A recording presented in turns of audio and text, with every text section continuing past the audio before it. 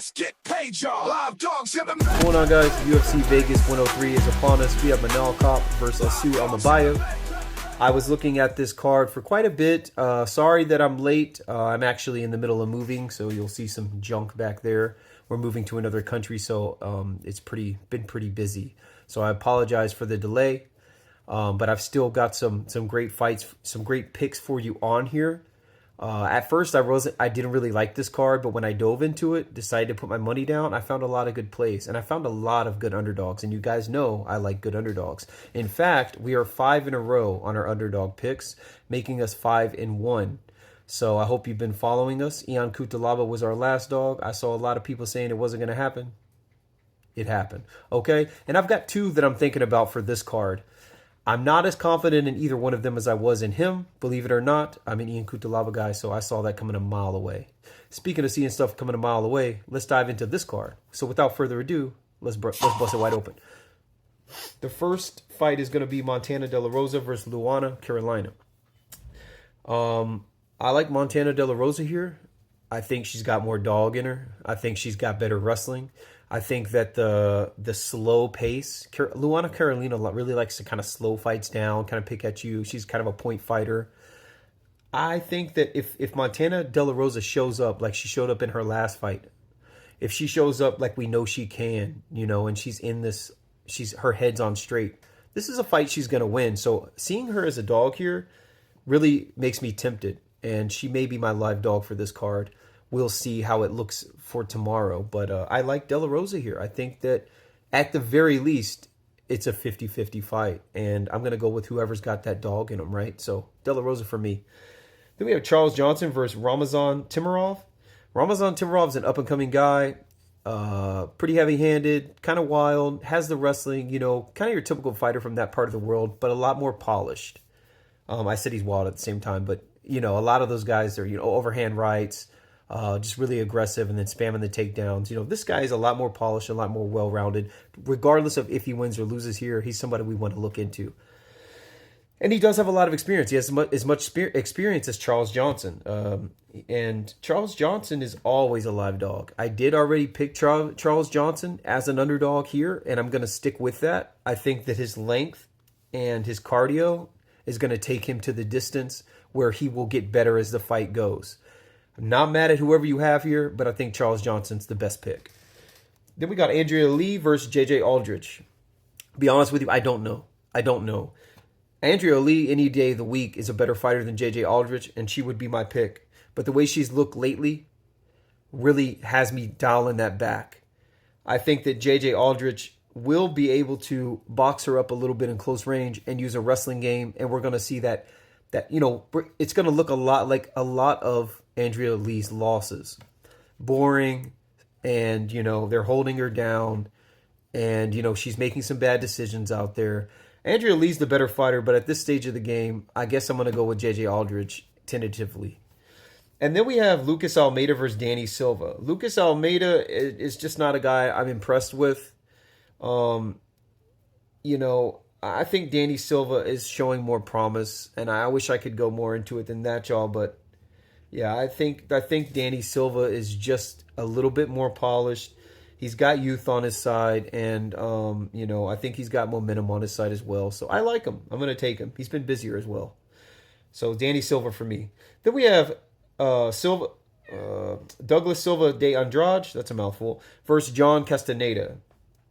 At first, I was on Andrade. Andrade has deceptive power. He has some knockouts on his record, and I feel like he could knock out a guy like Castaneda. So I think he's a live dog here, but not for me. I'm not going to play him. I'm going to go with youth this time. I haven't been doing that lately, and it's been working out. But I think a guy like Castaneda can win enough in these rounds with his activity and his, he's a little faster. And again, has youth on his side. And I think we're going to see a close fight.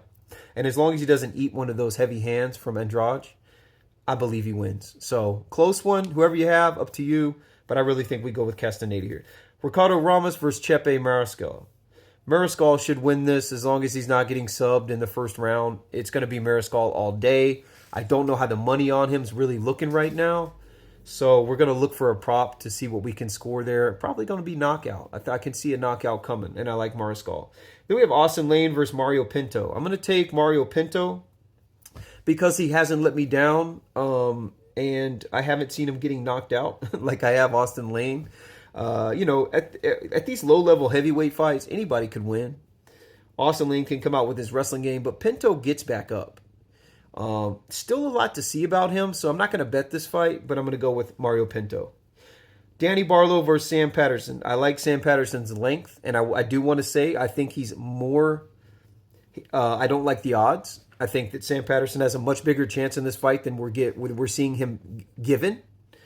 That submission is live, and I think he's a better striker than we've seen in the UFC, at least so far.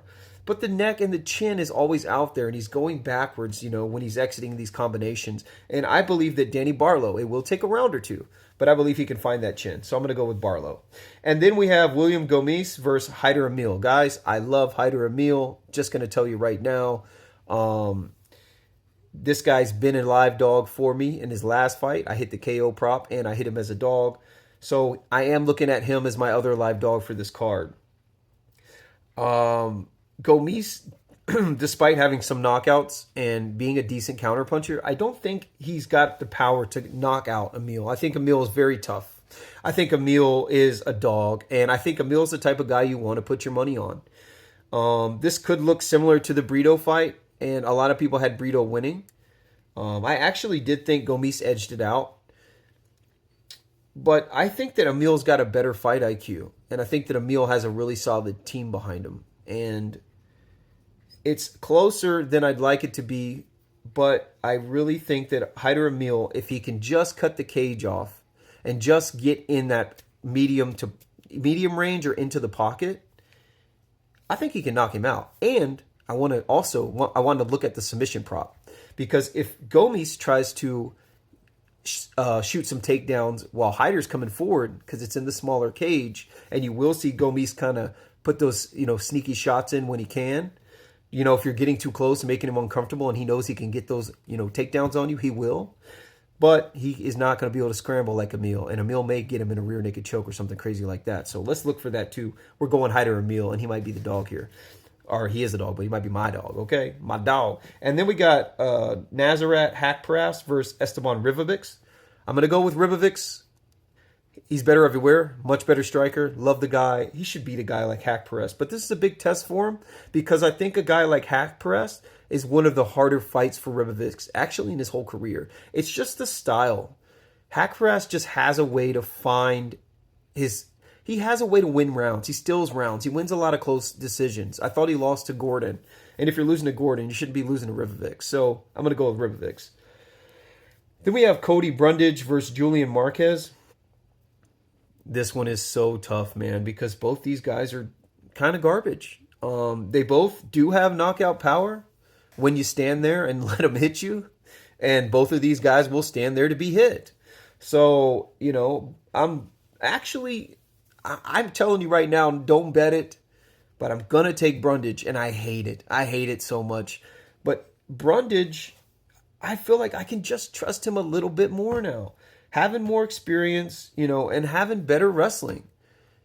And he's got the same amount of power, maybe a little less, but overall, man, he just seems like he's still got, it's 51% Brundage. I'll just put it to you like that. And he's as an underdog, why not? And maybe Marquez gets DQ'd, right? We see that in Brundage's fight. It's a lot. So we're going to go with Brundage. God help us all. And our last fight is going to be Manal Kape versus Asu Almabayev. If Manal Kape cannot get taken down constantly like we see him do, and he doesn't let his attitude get the best of him like we've seen him do, I think he can easily win this fight. Almabayev doesn't have the striking to compete with Kape. And I think that Kape, as the fight goes, will get better and land some of those tricky combinations that we've seen him do. Do I think Manel Kape will ever be champion? No. But, he was competitive with Makayev, who's one of the best flyweights in the world.